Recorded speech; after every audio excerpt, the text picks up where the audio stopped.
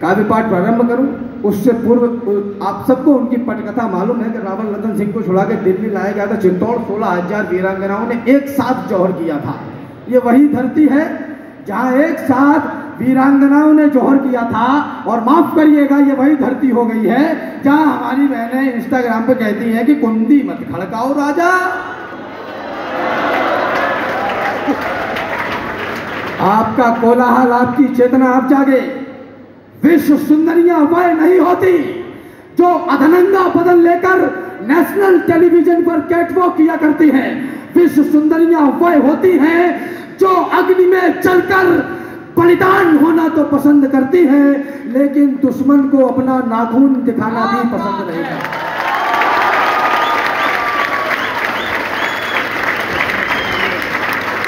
रतन सिंह आजाद हुए तो खिलजी खिसियाया था। गर्व करिए, ये माना प्रकृति भी बदलती रही है, ये माना कि कुछ भी अनश्वर नहीं है।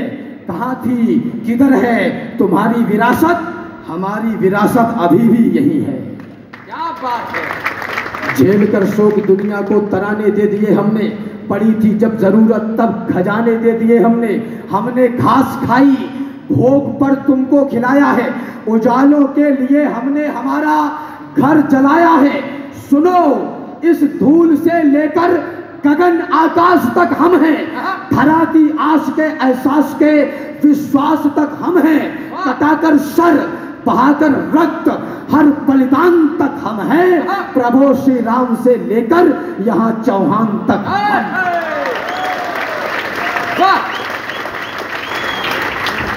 रतन सिंह आजाद हुए तो खिलजी खिसियाया था, घर में ही मिली पराजय के कारण वह चिल्लाया था। मेवाड़ दरा के कुछ सैनिक पिंजरे को तोड़ गए थे और खिलजियों की आंखों को लज्जित छोड़ गए थे। पूरा बादल चचा भतीजे लाखों पर भारी थे, युद्ध कला के करतब उनके सचमुच तलवारी थे। बिना शीश के युद्ध लड़ा था, कथा अमर कर आए, जीत गई रजपूती और दुश्मन के मुंड झुकाए। उधर नगाड़े बजे, इधर दिल्ली में मातम छाया और अहंकारी खिलजी खुद ही खुद में छल्लाया। बोला सेना से मुस्तंडो, जाओ और मर जाना, अपने बेहूदे चेहरे मुझको अब नहीं दिखाना।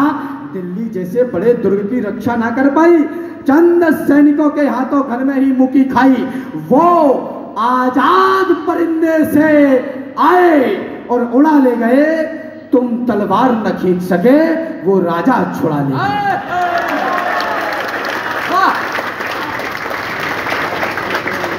उसने मुझको ललकारा है। मैं वो कविताएं नहीं सुनाता जिनको आप दारू का गिलास हाथ में लेके सिप करते हुए सुने। मैं वो कविताएं सुनाता हूँ जो आपके दिल में धरी हुई आंदोलन की बारूद में चिंगारी लगाने का काम करेंगे। बजाओ। उसने मुझको ललकारा है, मैं उसको ललकारूंगा। घर में घुसकर मारा है, घर में घुसकर मारूंगा। हाथी घोड़े सजवाओ, भाले बर्छी उठवा लो, सारी तलवारें तीर कटारी पर धारें रखवा लो। कूच करो चित्तौड़ दुर्ग की घेराबंदी कर दो, जो आंखें पद्मिनी को देखें वो आंखें अंधी कर दो। बूढ़े बच्चे विधवाओं पर रहम नहीं तुम खाना, वीरों से ना जीत सको तो छुपकर तीर चलाना। दबे पांव चित्तौड़ चलो तुम, भनक न हो दुश्मन को, मैं गर्दन से दूर करूंगा रतन सिंह के तन को।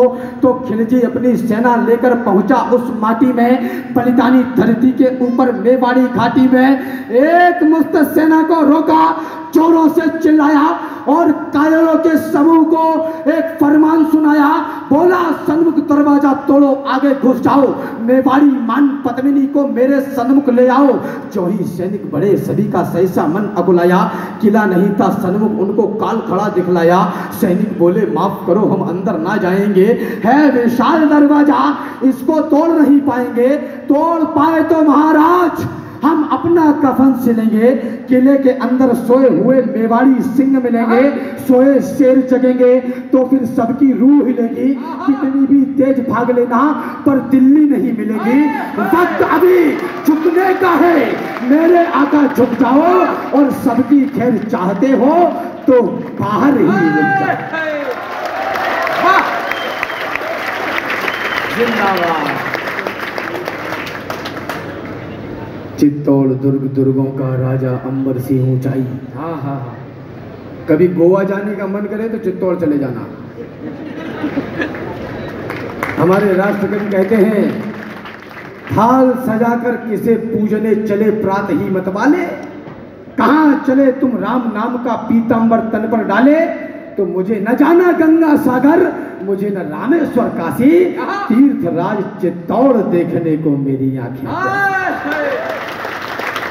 चित्तौड़ दुर्ग दुर्गों का राजा अंबर सी ऊंचाई, पैदल घूमो तो उम्र गुजर जाए इतनी लंबाई, लंबाई पे से भी विशाल थी रावल की प्रभुताई, प्रभुताई से बहुत कठिन थी पद्मिनी की ठकुराई, और ठकुराई के आगे खिलजी व्यवस्था दिखाई पड़ता, किला भेद लेने वाली वह नित्य नीतियां करता, किंतु किले की उस दृढ़ता का वाह वाह क्या कहना।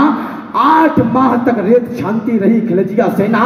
गुप्तचरों ने देखा और राणा रावल से बोले, पहले सांस संभाली और फिर धीरे से मुंह खोले, बोले हुकुम, किले के बाहर काले घन छाए हैं, खिलजी के कायर सियार द्वारे तक चढ़ आए हैं, खिलजी की सारी सेना है थोड़ी दूर किले से, उस रोज खबरिये रतन सिंह के उतरी नहीं गले से, थे महान पलवान किंतु दिल में खलबली मची थी, उस दिन रावल को सचमुच गोरा की कमी खली थी, ऐसा नहीं कि सूर्य चमकना अपना छोड़ गए थे, ऐसा नहीं वो लड़ मरने का सपना तोड़ गए थे, ऐसा नहीं कि शेर मांद में छुप कर बैठ गए थे, ऐसा नहीं शत्रु के भय से चुप कर बैठ गए थे, ऐसा नहीं शत्रु सेना का पहरा सका हुआ था, ऐसा नहीं कि ठकुराई का ठंडा रक्त हुआ था, ऐसा नहीं कि राजपुताने में रणवीर नहीं थे, ऐसा नहीं कि रावल के तर्कस में तीर नहीं थे, ऐसा नहीं कि उनकी तलवारों पर धार नहीं थी, ऐसा नहीं कि मेवाड़ी मिट्टी खुददार।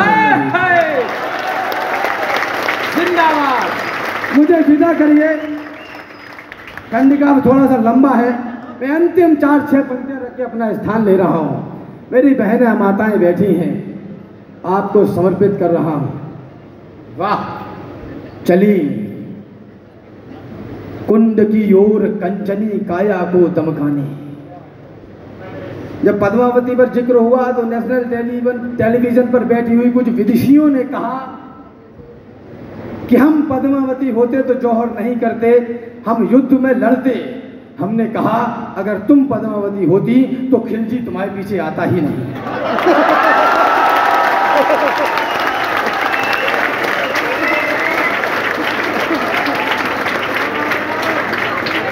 तो बहनों, रानी और नौकरानी में अंतर तो आपको समझना पड़ेगा।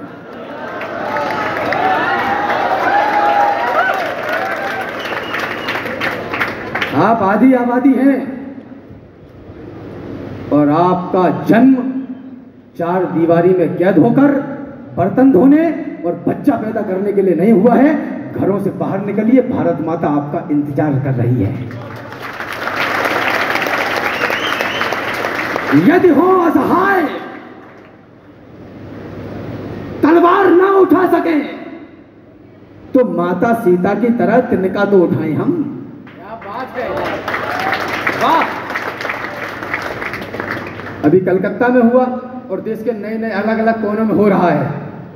चरित्रवान स्त्री के आगे 3 लोक का विजेता रावण भी घुटनों के बल बैठकर पानी ही मांगता रहता है। क्या याद रखिए, यदि हो असहाय, तलवार ना उठा सके, तो माता सीता की तरह तिनका तो उठाएं हम। खुद को ना जलाएं, ना गलाएं, ना खपाएं, किंतु जो लड़े हैं उनकी शूरवीरता तो गाएं हम। और देश की तरक्की में हाथ ना बटा सके तो खुद को इस देश का कलंक ना बनाए हम। महल अटारियां बनाए ना बनाए, किंतु अपनी औलाद को तो शेरशाह बनाए।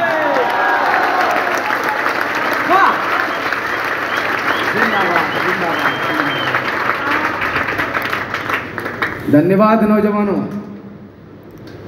विदा करिएगा। चली कुंड की ओर कंचनी काया को दमकाने, गुहिल वंश के सुप्त हुए सूरज को अमर बनाने।